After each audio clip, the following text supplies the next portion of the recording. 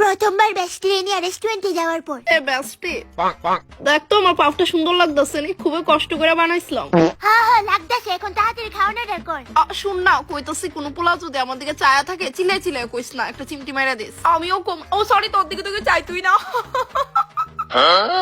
জি madam বলেন কি order করবেন? ওপস, দেখি কি কি আছে। এ বাবা, এগুলা তো দেখে আমি উচ্চারণই করতে পারতেছি না, কি কঠিন নাম। ও পাইছি, দুইটা ইজি নাম পাইছি। ব্যাটার নেন আর মিস ভাজ। Excuse me? বাটার নান আর মিক্স ভেজ। কইতেও পারিস না। আচ্ছা, ব্যাটার নেনের লগে এই মিস ভাজটা ভালো লাগবো নি, কারণ ব্যাটার নেন তো চাউমিনের মতো লম্বা লম্বা না। তুই কিছু কইস না সেন বেস্টি।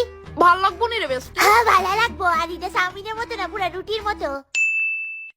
জীবনেও খাইছি না এমন। হ্যাঁ আসতে কইলে আমি শুনি তো নাকি তা। আরো 2-3টা ভাত রইছে, তোর লাগবো নি? তুমি কি আর কোনো রেস্টুরেন্ট পাইছো না? আমার এরকম একটা পরিবেশ আনার লেগে আমি তোমার লাগে আজকেই ব্রেকআপ করতেছি। জান ও ওই সময় কেমনে চুপ করায়। রেস্টুরেন্টে খাওন স্বাদ ওই। বাবা ওই দেখো আন্টিটারে দেখো, ওই দেখো। হ্যাঁ দেখো, ফাইনালি চুপ হইছে। এবার স্টেজ দিতাম নি ক। মনে থাকলে আর জীবনে হয়তো না তার লগে কি তাতে করতাম।